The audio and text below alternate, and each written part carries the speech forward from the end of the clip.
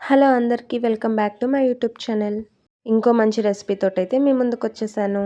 Biscuits రెసిపీతోటైతే మీ ముందుకొచ్చేసాను. ఇవైతే నాకు చాలా ఇష్టం పర్సనల్‌గా. అంటే కోకోనట్ బిస్కెట్స్ అనమాట. కొబ్బరి బిస్కెట్‌లు. బయటైతే మస్తు కొనుక్కొని తింటాను. బట్ ఒకసారి ఎందుకు ట్రై చేయకూడదని నేనైతే ట్రై చేసేసాను. ఫైనల్లీ చాలా సక్సెస్‌ఫుల్‌గా భలేగా వచ్చాయన్నమాట. నేనైతే వీటిని 2 టైప్స్‌లో చేశాను. ఒకటి డీప్ ఫ్రై చేశాను. ఇంకొకటి బేక్ చేశాను. 2 కూడా చాలా టేస్టీగా ఉన్నాయి. సో, డీప్ ఫ్రై ఎందుకు చేశా, బేక్ ఎందుకు చేశాననేది అవి డీప్ ఫ్రై చేసే టైంలో నేను చెప్తాను.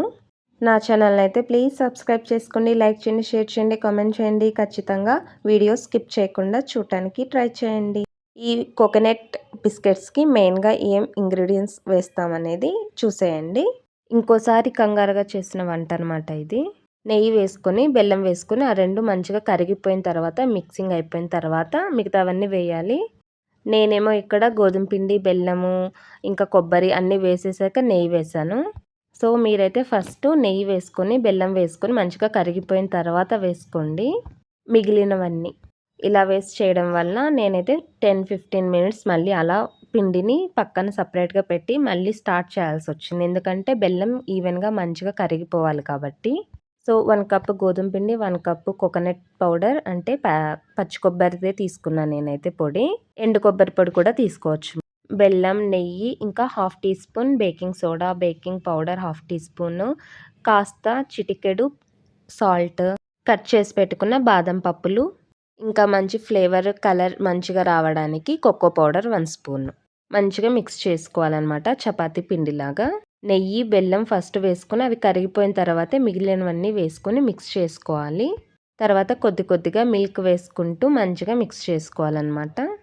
సో, మంచిగా ఇలా మిక్స్ అయిపోవాలి. ఇలా అయిపోయిన తర్వాత దీన్నైతే కాసేపు పక్కన పెట్టేసుకుందాము.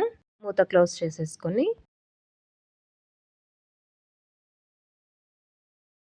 ఒక 5 మినిట్స్ పక్కన పెట్టేసి తర్వాతైతే పొడిపిండి ఇలా తీసుకొని చేత్తోటి ఇలా మంచిగా ఒక పెద్ద ముద్దలాగా తీసుకొని దీన్ని మంచిగా ఇలా రోల్ చేసుకోవాలి. ఇక్కడ నేను చూపిస్తున్నట్లు. సో, మీకు ఎలా షేప్స్ కావాలంటే అలా కూడా చేసుకోవచ్చు. రౌండ్స్‌గా కూడా చేసుకోవచ్చు. నేను జస్ట్ ఇలా కట్ చేసి తర్వాత వీటిని జస్ట్ ఫింగర్ తోటి అలా ప్రెస్ చేస్తాననమాట అంతే.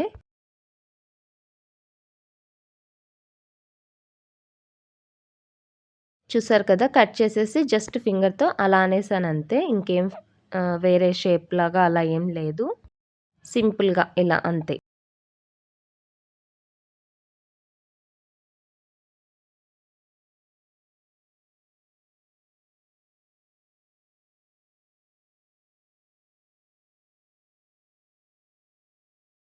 ఏ వంట చేసినా మా బాబు కోసం చిన్న చిన్నగా, చిట్టి చిట్టిగా చేయడం అలవాటు కాబట్టి అలాగ చేసేసి తర్వాతైతే పెద్దగా నార్మల్‌గా చేసేసాను.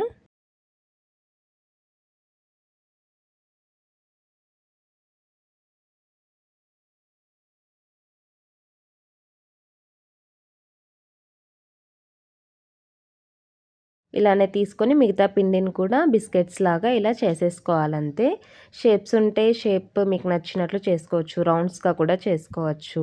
కాకపోతే ఎక్కువ మందంగా లేకుండా కాస్త చూసుకోండి. ఇలా ఉండాలంతే. అంటే మందం ఎక్కువుంటే డీప్ ఫ్రై చేసేటప్పుడు కష్టమైతుందేమో గానీ, బేక్ చేసేటప్పుడు ఏం కష్టం అవ్వదు. సో, మనం ఈజీగా కాస్త మరీ అలా మందమేం చేసుకోం. బిస్కెట్స్ ఎలా ఉంటాయో అలానే చేసుకుంటాం కదా! సరిపోతుంది. బేక్ చేసినా, డీప్ ఫ్రై చేసినా కూడా.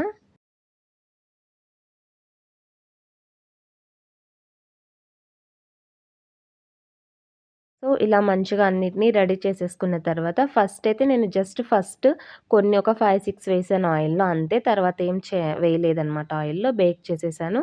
ఎందుకంటే ఇక్కడ వేస్తుంటే నాకు చాలా డౌట్స్ వస్తున్నాయి.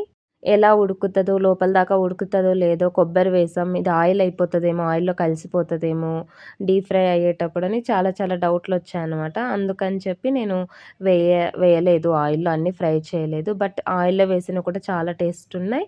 బేక్ చేసినవి కూడా చాలా టేస్టున్నాయి. మీరు నచ్చితే ఎలాగైనా చేసుకోవచ్చు. మీ కంఫర్ట్‌ని బట్టి మీరు చేసుకోండి. But both are very tasty అనమాట.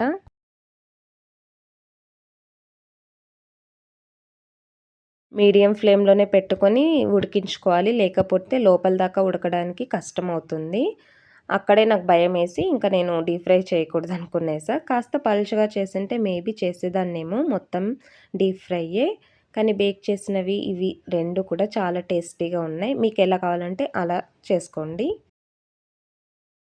డీప్ ఫ్రై చేసినప్పుడు మాత్రం ఖచ్చితంగా మీడియం ఫ్లేమ్‌లో పెట్టుకొని టర్న్ చేస్తూనే ఉండాలి. ఒక 4, 5 సెకండ్స్‌కి ఒకసారి. లేదంటే మాడిపోయే ఛాన్సు, లేకపోతే లోపల దాకా ఉడకకపోవడం అలా అవుతదనమాట. సో, నెక్స్ట్ అయితే వీటిని ఇప్పుడు ఇంకా మిగతా వాటినైతే మనం బేక్ చేసేసుకుందాం. ముందుగానే మంచి మందం గిన్నె అయితే ప్రీహీట్ చేసేసుకొని, అందులో ఒక స్టవ్ స్టాండ్ పెట్టేసి, దాంట్లో మిగతా బిస్కెట్లని సెట్ చేసేసుకొని ప్లేట్‌లో పెట్టేసాననమాట. మూత మంచిగా క్లోజ్ చేసేసుకొని ఒక 10 మినిట్స్ అయితే సిమ్‌లో పెట్టేసుకొని, తర్వాత 20, 25 మినిట్స్ అయితే మీడియం ఫ్లేమ్‌లో పెట్టేస్తే మన బిస్కెట్‌లయితే రెడీ అయిపోతాయి. 30, 35 మినిట్స్ అయితే పట్టింది. సో, మంచిగా బిస్కెట్స్ అయితే అయిపోయినాయి. ఎంత బాగున్నాయంటే టేస్ట్ అయితే. నేనైతే రాగి పిండి బిస్కెట్స్ చేశాను. తర్వాత నార్మల్‌వి చేశాను. బట్ కొబ్బరి వేసి చేద్దామని చాలా ఇష్టంగా చేశాను. చాలా సక్సెస్‌ఫుల్‌గా చాలా బాగొచ్చినాయన్నమాట. టేస్ట్ అయితే చాలా బాగున్నాయి. ఖచ్చితంగా ట్రై చేయండి. ఈ 2 ప్రాసెస్‌లో మీకేది నచ్చింది? ఏది చేస్తే ఏ బిస్కెట్స్ బాగున్నాయి? డీప్ ఫ్రైవా? బేక్ చేసిన బిస్కెట్స్ నచ్చినాయా కూడా కామెంట్ చేయండి. పిల్లలైతే చాలా ఇష్టంగా తింటారు. చాలా హెల్తీ కూడా కదా ఇంట్లో చేసి పెట్టినవైతే. సో, ట్రై చేయండి. నా ఛానల్‌నైతే ప్లీజ్ సబ్స్క్రైబ్ చేసుకోండి. వీడియో స్కిప్ చేయకుండా లాస్ట్ దాకా చూడండి. Bye bye. మళ్ళీ మంచి వీడియోతో మీ ముందుకొచ్చేస్తా.